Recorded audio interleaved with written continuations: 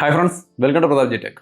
കഴിഞ്ഞ ദിവസങ്ങൾ നമ്മൾ കളർ വോയിസിലത്തെ അതേപോലെ MIUIയിലത്തെ 1UI ഒക്കെ കുറേ ഫീച്ചറുകൾ എന്തൊക്കെയാണെന്നുള്ളത് പരിചയപ്പെടുത്തുന്നുണ്ടായിരുന്നു.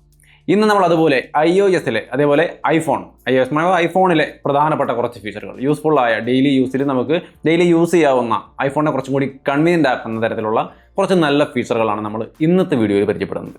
വീഡിയോ ഇഷ്ടപ്പെട്ടാൽ, ചാനൽ ഇഷ്ടപ്പെട്ടാൽ മറക്കാതെ സബ്സ്ക്രൈബ് ചെയ്യുക, ഒപ്പം തന്നെ ആ ബെൽ ബട്ടൺ കൂടി എനേബിൾ ചെയ്ത് വയ്ക്കുക. വീഡിയോ ഇഷ്ടപ്പെട്ടാൽ ലൈക്ക് ചെയ്യാനും മറക്കരുത് കേട്ടോ. അപ്പോൾ നമുക്ക് നേരെ വീഡിയോയിലേക്ക് കിടക്കാം. ആദ്യമായിട്ട് നമ്മൾ നോക്കാൻ പോകുന്നത് കസ്റ്റം വൈബ്രേഷൻ. ഒരു കോൾ വരുമ്പോൾ ഒരു പ്രത്യേക താളത്തിൽ വൈബ്രേറ്റ് ചെയ്യുകയാണെങ്കിൽ നമുക്കത് ഫോൺ നോക്കാതെ തന്നെ അത് ആരാണെന്ന് മനസ്സിലാവും. അപ്പോൾ അതെങ്ങനെയാണ് സെറ്റ് ചെയ്യുന്നത്? ഒരു കോൺടാക്റ്റ് ഓപ്പൺ ചെയ്യുക. ജസ്റ്റ് ഞാനിപ്പോൾ ഇവിടെ അഖിൽ രാജ് എന്ന ഈ കോൺടാക്റ്റ് ഓപ്പൺ ചെയ്യുകയാണ്. എഡിറ്റ് കൊടുക്കുക. റിംഗ് ടോൺ എന്നുള്ള സെക്ഷനിലൊന്ന് ക്ലിക്ക് ചെയ്യുക. അതിനകത്ത് വൈബ്രേഷനിൽ ക്ലിക്ക് ചെയ്യുക. നേരെ താഴേക്ക് വന്നു കഴിഞ്ഞാൽ ക്രിയേറ്റ് ന്യൂ വൈബ്രേഷൻ എന്നുള്ളൊരു സെക്ഷൻ കാണാം. ക്ലിക്ക് ചെയ്ത് കഴിഞ്ഞാൽ നമുക്ക് ഇവിടെ ടാപ്പ് ചെയ്തുകൊണ്ട് വൈബ്രേഷൻ ടോൺ സെറ്റ് ചെയ്യാം. നമുക്ക് പല താളത്തിൽ ടാപ്പ് ചെയ്യാം. അപ്പോൾ ആ ഒരു താളത്തിൽ അവിടെ വൈബ്രേഷൻ ആഡ് ആവും. ഇങ്ങനെ ആഡ് ചെയ്ത് കഴിഞ്ഞാൽ നമുക്ക് സ്റ്റോപ്പ് എന്ന് കൊടുക്കാം. അപ്പോൾ ആ ഒരു താളത്തിലുള്ള വൈബ്രേഷൻ നമ്മൾ ഓർത്ത് വയ്ക്കുക. നമ്മളത് ടാപ്പ് ചെയ്ത് സെറ്റ് ചെയ്തിരിക്കുകയാണ്. സ്റ്റോപ്പ് കൊടുത്തിട്ട് സേവ് എന്ന് കൊടുക്കുക. അപ്പോൾ ഒരു പേര് ചോദിക്കും. ആ വൈബ്രേഷൻ എന്ത് പേര് കൊടുക്കണം? നമ്മളൊരു പേര് കൊടുക്കുകയാണ്. അഖിൽ രാജ് എന്ന് തന്നെ ഞാൻ അതിന് പേര് കൊടുക്കുകയാണ്. ഇനി ഈ കോൺടാക്റ്റിൽ നിന്ന് കോൾ വരുമ്പോൾ ഈ ഒരു വൈബ്രേഷൻ ആയിരിക്കും നമുക്ക് ഫീൽ ചെയ്യുക. അങ്ങനെ നമുക്ക് പോക്കറ്റിൽ കിടക്കുന്ന ഫോൺ വൈബ്രേറ്റ് ചെയ്യുമ്പോൾ തന്നെ അത് ആരാ വിളിക്കുന്നതെന്ന് മനസ്സിലാക്കാൻ സാധിക്കും. ഇനി അടുത്ത ഒരു ഫീച്ചർ, രണ്ടാമത്തെ ഫീച്ചർ എന്ന് പറയുന്നത് എമർജൻസി ബൈപ്പാസ്. അങ്ങനെ പറഞ്ഞു കഴിഞ്ഞാൽ നമുക്ക് സാധാരണ ഡു നോട്ട് ഡിസ്റ്റർബ് മോഡ് ഇട്ട് കഴിഞ്ഞാൽ സാധാരണ കോളുകളൊക്കെ സൈലൻ്റ് ആയിരിക്കും. പിന്നെ വരുമ്പോൾ റിങ് ചെയ്യുമ്പോൾ സൗണ്ട് കേൾക്കില്ല. എന്നാൽ ചില നമ്പറുകൾ, വളരെ VIP നമ്പറുകൾ, നമുക്ക് ഒരിക്കലും മിസ് ചെയ്യാൻ പാടാത്ത കോളുകളാണെങ്കിൽ നമുക്കത് ഈ കൂട്ടത്തിൽ നിന്ന് ഒഴിവാക്കണം. അത് എങ്ങനെയാണെന്നാണ് നമ്മൾ നോക്കാൻ പോകുന്നത്. അതിന് തന്നെ കോൺടാക്റ്റ് എടുക്കുക. ഫോർ എക്സാമ്പിൾ നമ്മൾ അഖിൽ എന്നുള്ള ആ കോൺടാക്റ്റ് തന്നെ എടുക്കുകയാണ്. എഡിറ്റ് എന്ന് കൊടുക്കുക. റിംഗ് ടോൺ എന്ന് തന്നെ ക്ലിക്ക് ചെയ്യുക. ഏറ്റവും മുകളിൽ എമർജൻസി ബൈപ്പാസ് ഇത് ഓൺ ചെയ്ത് വയ്ക്കുക. ഇത്രയും വേണ്ടു. ഇത്രയും ചെയ്ത് കഴിഞ്ഞാൽ ഇനി ഈ നമ്പറിൽ നിന്ന് കോൾ വരുമ്പോൾ ഡു നോട്ട് ഡിസ്റ്റർബ് മോഡ് പോലുള്ള സംഭവങ്ങൾ എനേബിൾഡ് ആണ്. സൈലന്റ് മോഡ് എനേബിൾഡ് ആണെങ്കിൽ പോലും അതിൽ നിന്ന് നമുക്ക് കോള് റിങ് ചെയ്തുകൊണ്ട് തന്നെ കേൾക്കും. അതിൻ്റെ കാരണം നമ്മൾ ഇതിനെ ബൈപ്പാസ് ചെയ്തിരിക്കുകയാണ്. ഡു നോട്ട് ഡിസ്റ്റർബ് മോഡിലൊക്കെ നമ്മളിതിനെ ബൈപ്പാസ് ചെയ്തിരിക്കുക. ഇനി മൂന്നാമത്തെ ഒരു ഫീച്ചർ എന്ന് പറയുന്നത് റെസ്റ്റ് ഫിംഗർ ടു ഓപ്പൺ.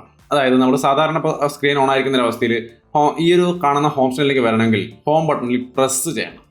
എന്നാൽ നമുക്ക് റെസ്റ്റ് ഫിംഗർ ടു ഓപ്പൺ എന്നുള്ള സെക്ഷൻ എനേബിൾ ചെയ്ത് വെച്ചാൽ വെറുതെ അതിൻ്റെ മുകളിൽ ഫിംഗർ വെച്ചാൽ മതി. നമ്മുടെ ഫിംഗർ ഐഡിയുടെ മുകളിൽ വെറുതെ ഫിംഗർ വെച്ചാൽ മതി, താനെ ഓൺ ആവും. അതിന് ജനറൽ എടുക്കുക, ആക്സസിബിലിറ്റി എടുക്കുക, അതിനകത്ത് ഹോം ബട്ടൺ എന്നുള്ള സംഭവം കണ്ടുപിടിക്കുക.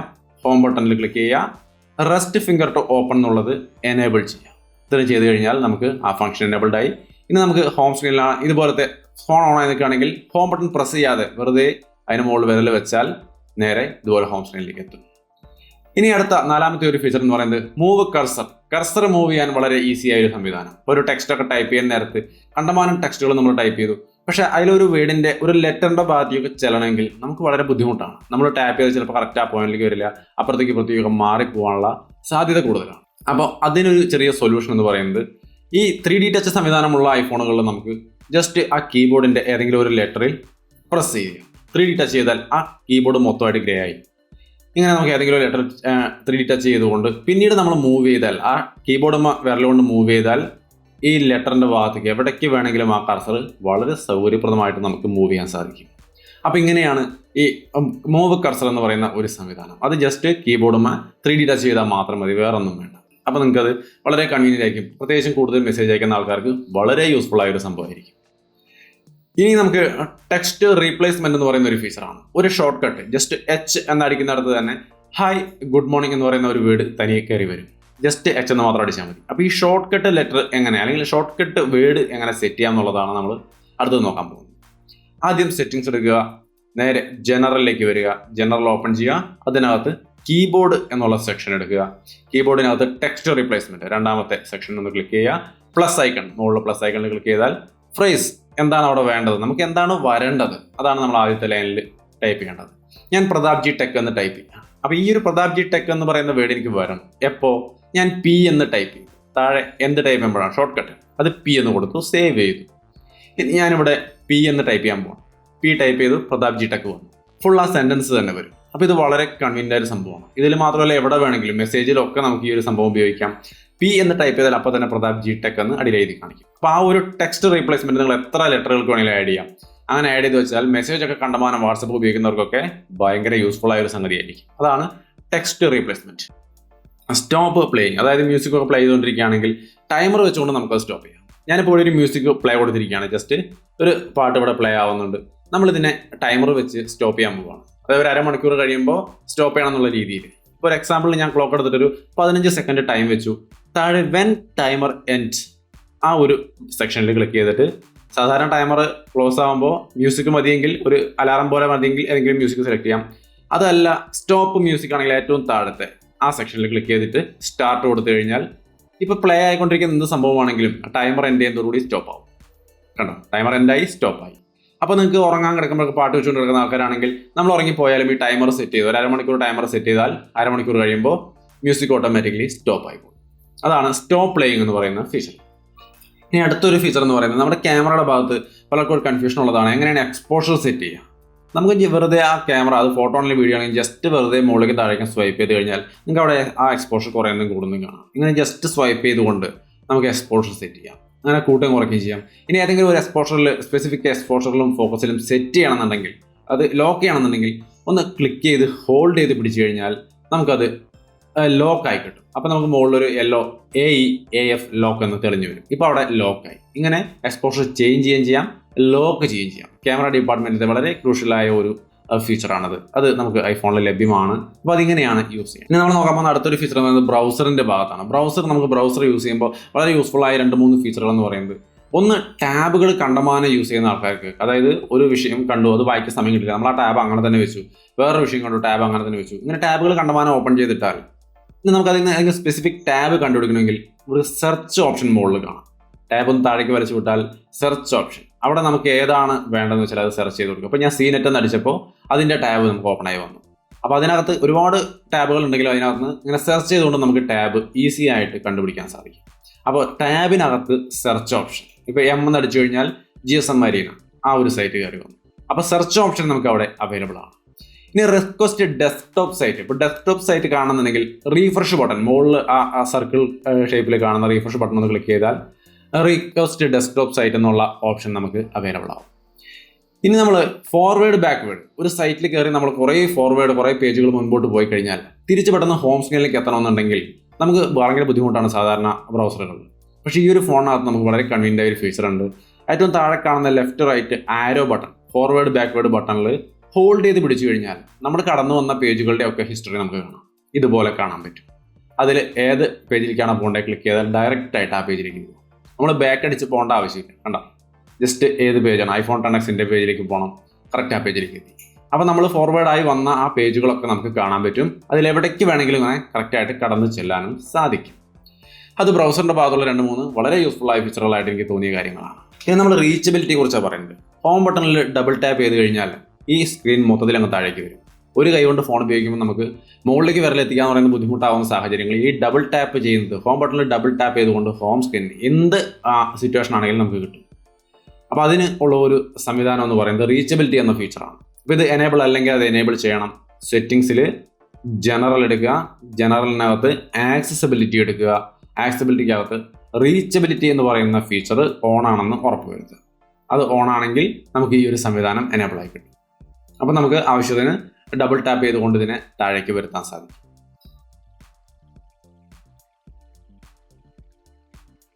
അടുത്ത ഒരു സംഭവം എന്ന് പറയുന്നത് സ്ക്രീൻ റെക്കോർഡിംഗ് ആണ്. നമുക്ക് ഐഫോണിലെ സൂപ്പറായിട്ട് സ്ക്രീൻ റെക്കോർഡ് ചെയ്യാൻ വളരെ ഈസി ആയിട്ട് ചെയ്യാൻ പറ്റും. അതിന് നമ്മൾ പ്രത്യേകിച്ച് വലിയ ബുദ്ധിമുട്ടൊന്നുമില്ല. സെറ്റിങ്സ് എടുക്കുക, സെറ്റിങ്സിനകത്ത് കൺട്രോൾ സെൻറ്റർ എന്ന ഭാഗത്തേക്ക് എത്തുക, കസ്റ്റമൈസ് കൺട്രോൾ എന്നുള്ളത് എടുത്തു കഴിഞ്ഞാൽ സ്ക്രീൻ റെക്കോർഡിംഗ് മുകളിലത്തെ ആ ഗ്രൂപ്പിലേക്ക് സ്ക്രീൻ റെക്കോർഡിംഗ് ഉള്ളത് ആഡ് ചെയ്താൽ മതി. താഴത്തെ ഗ്രൂപ്പിലാണ് ഇപ്പോൾ ഞാൻ ഓൾറെഡി ആഡ് ചെയ്ത് വെച്ചിട്ടുണ്ട്. അത് അവിടെ ഇല്ലെങ്കിൽ താഴത്തെ ഗ്രൂപ്പിൽ കാണും. അപ്പോൾ അതിൻ്റെ നേരെയുള്ള പ്ലസ് ഐക്കൺ ക്ലിക്ക് ചെയ്താൽ മുകളിലത്തെ ഗ്രൂപ്പിലേക്ക് ആഡ് ആവുന്നതൊക്കെ നമുക്ക് ഇതുപോലെ കൺട്രോൾ സെൻറ്ററിൽ കാണാൻ സാധിക്കും. അവിടെ നമ്മൾ കൺട്രോൾ സെൻറ്ററിൽ നിന്ന് ജസ്റ്റ് ക്ലിക്ക് ചെയ്താൽ സ്ക്രീൻ റെക്കോർഡ് ആയിക്കോളും. വളരെ കൺവീനിയൻ്റ് ആയിട്ട് നമുക്കത് റെക്കോർഡ് ചെയ്തെടുക്കാൻ സാധിക്കും. അപ്പോൾ ഇങ്ങനെയാണ് കൺട്രോൾ സെൻറ്ററിലൂടെ നമുക്ക് ഈ സ്ക്രീൻ റെക്കോർഡിംഗ് ചെയ്യും. സ്ക്രീൻഷോട്ട് ഇതിൻ്റെ ഭാഗത്തൊരു ഫീച്ചർ എന്ന് പറയുന്നത്, സ്ക്രീൻഷോട്ട് എടുത്തു കഴിഞ്ഞാൽ നമുക്ക് ആ സ്ക്രീൻഷോട്ട് ഒന്ന് ഹോൾഡ് ചെയ്ത് പിടിച്ചു കഴിഞ്ഞാൽ നമുക്ക് ഇതുപോലെ ഷെയറിങ്ങും മറ്റു കാര്യങ്ങളൊക്കെ, ആ സ്ക്രീൻഷോട്ടിനെ നമുക്ക് മിക്കവാറും സ്ക്രീൻഷോട്ട് എടുക്കുന്നത് ഷെയർ ചെയ്യാൻ വേണ്ടി തന്നെയായിരിക്കും. അപ്പോൾ ആ സ്ക്രീൻഷോട്ട് എടുത്തു കഴിഞ്ഞാൽ ഒന്ന് ഹോൾഡ് ചെയ്ത് പിടിച്ചാൽ നമുക്കിത് ഷെയറിംഗ് ഓപ്ഷൻ, വാട്സപ്പ് മെസ്സേജ് എല്ലാ ഷെയറിംഗ് ഓപ്ഷനും കിട്ടും. അതേപോലെ മാർക്ക് ചെയ്യണമെന്നുണ്ടെങ്കിൽ ജസ്റ്റ് അതിലൊന്ന് ടാപ്പ് ചെയ്താൽ ഇതുപോലെ മാർക്കിനുള്ള ഓപ്ഷനും വരും. വളരെ കൺവീനിയൻ്റ് ആയിട്ട് സ്ക്രീൻഷോട്ട് എടുത്ത് ഷെയർ ചെയ്യാൻ നമ്മൾ ജസ്റ്റ് സ്ക്രീൻഷോട്ടും ഒന്ന് ടാപ്പ് ചെയ്ത് ഹോൾഡ് ചെയ്ത് പിടിച്ചാൽ മാത്രം മതി. ഇനി നമ്മൾ ഫോട്ടോ എഡിറ്റ് ചെയ്യുമ്പോൾ വളരെ യൂസ്ഫുൾ ആയി ചിലപ്പോൾ പല ക്രോപ്പ് ചെയ്യാറുണ്ട്. വളരെ ചില വിഷയങ്ങൾ സ്ക്രീൻഷോട്ടൊക്കെ എടുത്തിട്ടാണെങ്കിൽ ചിലപ്പോൾ ക്രോപ്പ് ചെയ്യാറുണ്ട്. ഈ ക്രോപ്പ് ചെയ്യുന്നിടത്ത് ഒരു പ്രധാനപ്പെട്ട കാര്യം, നമ്മൾ പലപ്പോഴും ഈ ഫോട്ടോ ക്രോപ്പ് ചെയ്ത് കഴിഞ്ഞാൽ, ഇപ്പോൾ ഇത് ഞാനൊന്ന് എഡിറ്റ് ചെയ്യാൻ പോവാം, എഡിറ്റ് കൊടുത്തു, ക്രോപ്പ് ചെയ്താൽ ഈ ഒരു എഡിറ്റ് ക്രോപ്പ് എന്നല്ല എഡിറ്റിംഗ്, എന്തെങ്കിലും ഒരു എഡിറ്റ് ചെയ്ത് കഴിഞ്ഞാൽ നമുക്ക് ആ ഒരു ഒറിജിനൽ ഇമേജ് ആയിരിക്കും എഡിറ്റ് ആവുക. ഇപ്പോൾ ഇത് ഞാൻ ഇവിടെ എഡിറ്റ് ചെയ്യാണ്, ക്രോപ്പ് ചെയ്തു, ഡൺ കൊടുത്തു കഴിഞ്ഞാൽ ആ ഒറിജിനൽ ഇമേജാണ് ഇപ്പോൾ എഡിറ്റ് ആയിരിക്കുന്നത്. എനിക്ക് ആ ഒറിജിനൽ ഇമേജ് വേണമെങ്കിൽ ഇനി കിട്ടില്ല. ഇനി നമുക്ക് ഒറിജിനൽ ഇമേജ് നഷ്ടപ്പെടാതെ എങ്ങനെ ഇത് ചെയ്യാമെന്ന് നോക്കിക്കഴിഞ്ഞാൽ, നമ്മളൊരു ഇമേജ് എഡിറ്റ് ചെയ്യാൻ പോകണം. എടുത്ത ഉടനെ തന്നെ ലെഫ്റ്റ് സൈഡിൽ താഴെയുള്ള ഐക്കണിലൊന്ന് ക്ലിക്ക് ചെയ്ത് കഴിഞ്ഞാൽ നമുക്ക് ഇങ്ങനെ കുറേ ഓപ്ഷൻ വരും. അതിനകത്ത് പ്ലസ് ഐക്കണുള്ള ഒരു ഓപ്ഷൻ കാണാം, ഡ്യൂപ്ലിക്കേറ്റ്. ഇത് എടുത്തു കഴിഞ്ഞാൽ ഈ ഒരു ഫോട്ടോയെ ഡ്യൂപ്ലിക്കേറ്റ്, അതായത് ഇതിൻ്റെ ഒരു കോപ്പി എടുക്കും. പിന്നെ നമുക്ക് ആ കോപ്പി എഡിറ്റ് ചെയ്യാവുന്നതാണ്. അങ്ങനെ എഡിറ്റ് ചെയ്ത് കഴിഞ്ഞാൽ നമുക്ക് ഒറിജിനൽ നഷ്ടപ്പെടില്ല, ഈ കോപ്പി മാത്രമേ എഡിറ്റ് ആവുള്ളൂ. അപ്പം നമുക്ക് സൗകര്യപൂർവ്വം എഡിറ്റ് ചെയ്യുകയും ചെയ്യാം, ഒറിജിനൽ നഷ്ടപ്പെടുകയും. ഇനി നമുക്ക് കൺവീനിയൻ്റ് ആയി തോന്നിയ മറ്റ് ഒരു ഫീച്ചർ എന്ന് പറയുന്നത് മ്യൂസിക്കിനകത്തെ ഫോർവേഡ് ബാക്ക്വേഡ് ഫെസിലിറ്റിയാണ്. സാധാരണ നമുക്ക് ഫോർവേഡ് ബാക്ക്വേഡ് മ്യൂസിക്കിനകത്ത് ഉണ്ട്, നമുക്കറിയാം, കൈകൊണ്ട് വെറുതെ സ്വൈപ്പ് ചെയ്താൽ മതി. പക്ഷേ ഇത് അങ്ങനെയല്ല, പകരം സൗണ്ട് ലൈവായിട്ട് കേട്ടുകൊണ്ട് നമുക്ക് ഫോർവേഡ് ചെയ്യാന്നുള്ളതാണ്. അതിന് ഈ ഫോർവേഡ് ബാക്ക്വേഡ് ബട്ടണിലൊന്ന് ഹോൾഡ് ചെയ്ത് പിടിച്ചാൽ മാത്രം മതി.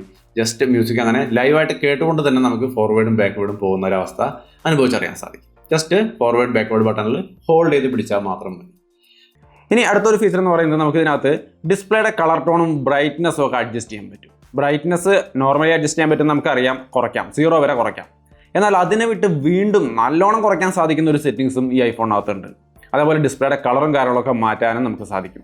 അതെങ്ങനെയാണെന്നുള്ളതാണ് നമ്മൾ നോക്കാൻ പോകുന്നത്. ഡിസ്പ്ലേ അക്കോമഡേഷൻ എന്ന് പറയുന്ന ഒരു സെറ്റിങ്സിനകത്താണത്. അതിനാദ്യം നമ്മൾ സെറ്റിങ്സ് എടുക്കുക. സെറ്റിങ്സിനകത്ത് ജനറലിനകത്ത് ആക്സസിബിലിറ്റി, നാലാമതായിട്ട് കാണുന്ന ഡിസ്പ്ലേ അക്കോമഡേഷൻ. ഇതിനകത്താണ് നമുക്ക് കളർ ഫിൽറ്റർ കാണാൻ സാധിക്കുക. ഇത് ഓൺ ചെയ്ത് കഴിഞ്ഞാൽ നമുക്ക് പല തരത്തിൽ കളറുകൾ ചേഞ്ച് ചെയ്യാൻ സാധിക്കും. നമുക്ക് ആവശ്യമുള്ള ടോൺ നമുക്ക് ഇവിടെ സെറ്റ് ചെയ്യാം. അപ്പോൾ നമുക്ക് ബ്ലൂ ലൈറ്റ് ഒക്കെ ഫിൽറ്റർ ചെയ്യണമെങ്കിൽ അതൊക്കെ എങ്ങനെ വേണമെന്നുള്ളത് നമുക്ക് ഇവിടെ സെറ്റ് ചെയ്യാൻ സാധിക്കും. അപ്പോൾ ഇതാണ് അതിനുള്ള ഒരു ഫീച്ചർ എന്ന് പറയുന്നത്. കളറും കാര്യങ്ങളൊക്കെ ഫിൽറ്റർ ചെയ്ത് നമ്മുടെ ഡിസ്പ്ലേയെ നമുക്ക് ഇഷ്ടമുള്ള രീതിയിലേക്ക് മാറ്റിയെടുക്കാൻ സാധിക്കും. ഇത് കളർ ഫിൽറ്ററാണ്. ഇനി ഇതിനകത്ത് റെഡ്യൂസ് വൈറ്റ് പോയിന്റ് എന്ന് പറയുന്ന ഒരു ഫീച്ചറുണ്ട്. ഈ ഒരു സംഗതിയിലൂടെ നമുക്ക് ഡിസ്പ്ലേ 0-ൽ നിന്നും വീണ്ടും താഴേക്ക് ബ്രൈറ്റ്നസ് റെഡ്യൂസ് ചെയ്യാൻ സാധിക്കും. നിങ്ങൾക്കിവിടെ ഇപ്പോൾ കാണാം, സാധാരണ ഒരു ഡിസ്പ്ലേ സെറ്റപ്പ്. ഇതിനകത്ത് ഡിസ്പ്ലേയുടെ ബ്രൈറ്റ്നസ് ഞാൻ കുറച്ചു, 0 ആയി. ഇപ്പോൾ എനിക്ക് അത്യാവശ്യം കൺവീനിയൻ്റ് ആയ ഒരു 0% ബ്രൈറ്റ്നസ് കുറഞ്ഞിട്ടുണ്ട്.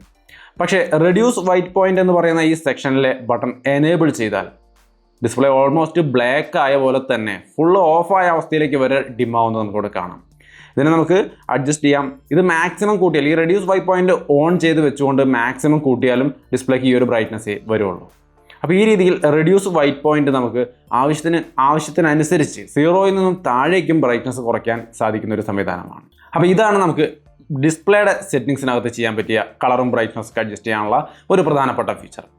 അപ്പോൾ ഇതാണ് നമ്മുടെ 14ാമത്തെ ഫീച്ചർ. ഇനി 15ാമതായിട്ട് ലാസ്റ്റായിട്ട് എനിക്ക് പറയാനുള്ളത് ഇതിൻ്റെ ഷോർട്ട് കട്ട്. അതായത് ഈ ഒരു സംഭവം എടുക്കണമെങ്കിൽ നമ്മൾ ജനറൽ ആക്സസിബിലിറ്റിയിൽ അതേപോലെ ഡിസ്പ്ലേ അക്കോമഡേഷനിൽ കയറിയിട്ട് വേണം ഈ ബ്രൈറ്റ്നസ് റെഡ്യൂസ് വൈറ്റ് പോയിന്റ് ഒക്കെ എനേബിൾ ചെയ്യാൻ. എന്നാൽ നമുക്ക് ലാസ്റ്റായിട്ട് ഈ വീഡിയോയിൽ പറയാനുള്ള ഒരു ഷോർട്ട് കട്ട് അല്ലെങ്കിൽ ഒരു ടിപ്സ് എന്ന് പറയുന്നത് ഇതിൻ്റെ ഷോർട്ട് കട്ടാണ്, ആക്സസിബിലിറ്റി ഷോർട്ട് കട്ട്. അതിന് നമ്മൾ ആദ്യം സെറ്റിങ്സ് എടുക്കുക. സെറ്റിങ്സിനകത്ത് ജനറൽ ആക്സസിബിലിറ്റി ഷോർട്ട് കട്ട് എന്ന് പറയുന്ന സെക്ഷനിൽ ക്ലിക്ക് ചെയ്യുക. അവിടെ നിന്ന് colour filter reduce white point, ഇത് രണ്ടും ഞാനിവിടെ ടിക്ക് ചെയ്തിരിക്കുകയാണ്, നിങ്ങൾക്ക് കാണാം. ഈ ടിക്ക് ചെയ്ത് കഴിഞ്ഞാൽ നമുക്ക് ക്ലോസ് ചെയ്യാം. ഇനി നമുക്ക് ഹോം ബട്ടണിൽ ട്രിപ്പിൾ ടാപ്പ് ചെയ്താൽ ഈ രണ്ട് സംഭവം നമ്മളോട് ചോദിക്കും, ഇതിലേതെങ്കിലും ഒരെണ്ണം എനേബിൾ ചെയ്യണമെന്ന്. വേണമെങ്കിൽ അതിൽ ടാപ്പ് ചെയ്താൽ അത് എനേബിൾ ചെയ്യാൻ നമുക്ക് സാധിക്കും. അപ്പോൾ നിങ്ങൾക്ക് ഇവിടെ കാണാം, നമുക്ക് ആവശ്യമുള്ള രീതിയിൽ ട്രിപ്പിൾ ടാപ്പ് ചെയ്തുകൊണ്ട് യൂസ് ചെയ്യാൻ സാധിക്കുന്ന ഒരു സംവിധാനമാണ് നമ്മളിവിടെ കാണുന്നത്.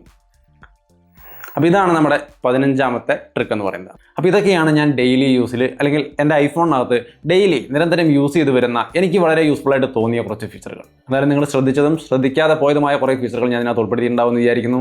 വീഡിയോ യൂസ്ഫുൾ ആയിട്ടുണ്ടാവും തന്നെയാണ് വിചാരിക്കുന്നത്. ഇഷ്ടപ്പെട്ടാൽ ലൈക്ക് ചെയ്യാനും ഷെയർ ചെയ്യാനും ഒക്കെ മനസ്സ് കാണിക്കുക. അപ്പോൾ വീണ്ടും മറ്റൊരു ടെക് വീഡിയോ ആയിട്ട് കണ്ടുമുട്ടാം.